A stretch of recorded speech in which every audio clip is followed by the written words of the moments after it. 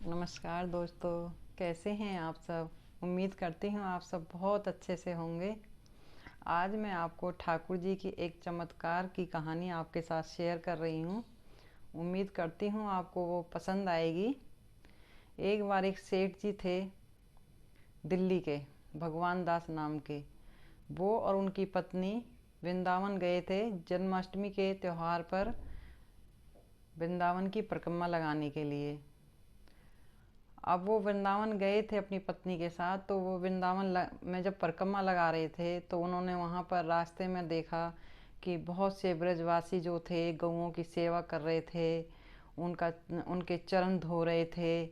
ये सब उन्होंने देखा कि वहाँ पर उनके बच्चे भी थे जिन्होंने माथे पर चंदन का टीका लगाया हुआ था और हाथों में छोटे छोटे डंडे लिए हुए थे, और वो भी गौ माता की सेवा कर रहे थे, गौओं को हाँक रहे थे, इसलिए उन्होंने हाथों में डंडे लिए हुए थे। और मतलब बहुत अच्छा दृश्य था। पूरे मतलब ब्रजवासी गौओं की ऐसे सेवा कर रहे थे। खैर, वो बताते हैं कि वो परिक्रमा मार्ग में जा रहे थे तो उन्होंने देखा कि एक छोटा सा बच्चा उनके आगे पीछे उनके साथ साथ चल रहा था। उन्होंने इतना उस पर ध्यान नहीं दिया, वो पूरे रास्ते उन्हीं के साथ चल रहा था। जब वो बच्चा आगे पीछे चल रहा था, वो भगवान दास जी कहते हैं कि जब हम थक गए तो हमने आराम करने के लिए रवन रेती में मतलब हम रुके, वहाँ पर हमने भोजन किया और थोड़ा आराम किया। तो उन्होंने देखा कि वो बच्चा जो है दूर बैठा हुआ और उन्हें एक टकी लगाकर देखे जा रहा था। लेकिन वो कहते हैं कि हमने फिर भी उस बच्चे पर ध्यान ही नहीं दिया। सोचा कि यहीं ब्रजवासियों का कोई बच्चा है और ये ऐसे ही मतलब हमारे साथ साथ चल रहा है। और कहते हैं कि हम पूरी परिक्रमा लगाकर जिस धर्मशाला में ठहरे थे वहाँ पर आ गए और दोपहर को सो गए। तो भगवान दास जी कहते हैं कि मुझे सपने में दिखाई दिया कि वही बच्चा आकर बोल रहा है कि बाबा, मैं आपको पूरे रास्ते मतलब देखता रहा, आपके साथ चलता रहा, और मुझे ना बहुत तेज़ भूख लगी थी और आप खाना खाते रहे और आपने मुझे एक बार भी नहीं पूछा। अब जैसे उस बच्चे की मतलब ये आवाज़, ये बातें उन्होंने सुनी, अब भगवान दास जी की एकदम से नींद खुल गई और वो एकदम से हड़बड़ा कर उठे। जैसे वो उठे तो उनकी पत्नी उनके पास ही सो रही थी, तो वो जगी और वो पूछने लगी कि क्या हुआ, आप इतने घबराए हुए क्यों हो। वो कहने लगे कि वो जो बच्चा हमारे साथ साथ चल रहा था वो कोई और नहीं, बिहारी जी थे। उन्होंने मुझे अभी सपनों में दर्शन दिया है और वो भूखे थे, और देखो और भी कुछ नहीं तो हमें इंसानियत के नाते ही उस बच्चे से खाने के लिए पूछ लेना चाहिए था। और हम कितने अभागे हैं कि जिनकी हम परिक्रमा लगाने आए, जिनकी हम भक्ति करते हैं, जिनकी हम सेवा करते हैं, वो हमारे साथ थे और हम उन्हें पहचान ही नहीं पाए। और उनकी पत्नी कहने लगी कि ये तो उनकी लीला है, उनकी मर्जी है कि वो क्या चाहते हैं। ये उनकी मर्जी थी कि उन्होंने हमें दर्शन तो दिए, लेकिन हमें ये मालूम ही नहीं पड़ा कि वो स्वयं बिहारी जी थे।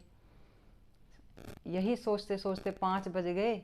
उनकी आंखों में आंसू थे और वो मतलब वो कहते हैं कि मेरे समझ में नहीं आ रहा था कि मैं क्या करूं। कुछ मतलब अपने आप को ना बहुत पछतावा हो रहा था कि उस बच्चे से मुझे खाने के लिए पूछ लेना चाहिए था। खैर, शाम हो गई थी और सोचने लगे कि अब भगवान की अगर इच्छा होगी तो मैं भगवान को इस शाम के समय में फल का भोग लगाऊंगा। और यह सोचकर वो बाज़ार गए और वहाँ से केले खरीद कर लेके आए। अपनी पत्नी से कहने लगे कि ये थाल आप सजा लो प्रभु के भोग के लिए और चलते हैं, अगर वो स्वीकार करते हैं हमारा भोग। और पति पत्नी अपना उन्होंने थाल सजाया, लाल रंग के कपड़े से ऊपर से फलों को ढका और बिहारी जी के मंदिर पहुंच गए। अब जो वो मंदिर में पहुंचे तो उन्हें वहाँ पर एक वृद्ध मंदिर के सेवाकार जो होते हैं वो मिले। तो वो पूछने लगे उनसे कि भगवान को भोग लगाने आए हो। तो वो कहने लगे कि हाँ, लगाने तो आए हैं। पर पता नहीं हमारा भोग स्वीकार करेंगे कि नहीं। तो वो कहने लगे कि नहीं नहीं, वो आपका भोग ज़रूर स्वीकार करेंगे।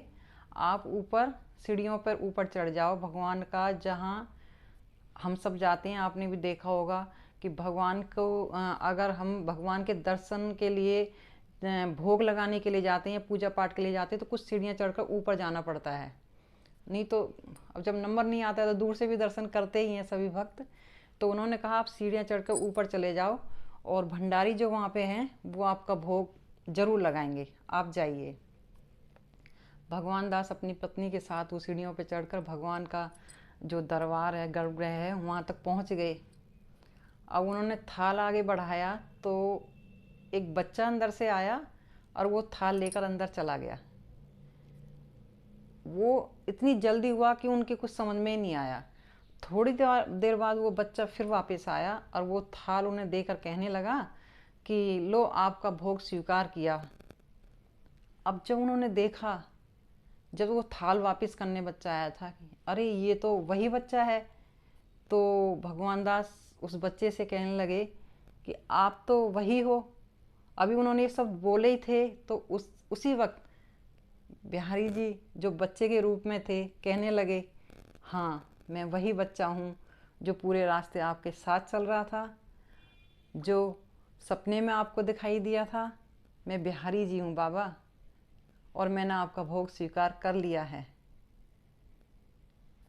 अब भगवान दास ने सोचा कि स्वयं बिहारी जी मेरे सामने हैं, तो उन्होंने सोचा कि मैं क्यों ना इन्हें छूऊं, हाथ लगाऊं। अब जैसे ही उन्होंने आगे को हाथ बढ़ाए तो बच्चा वो गायब था। वो कहते हैं कि ये वैसे तो भगवान की मर्जी होती है, लेकिन फिर भी ये बहुत बड़ी कृपा थी उनके ऊपर, बहुत बड़ी करुणा थी ठाकुर जी की कि वो उन्हें दर्शन दिए। उनका भोग उन्होंने उनके हाथ से स्वयं लिया। तो मेरा कहने का मतलब ये है कि आप भगवान से भाव से, भक्ति से, करुणा से, प्यार से उन्हें मनाओ, उन्हें रिझाओ, वो ज़रूर एक दिन आते हैं। आप विश्वास कीजिए, वो ज़रूर आते हैं। राधे श्याम।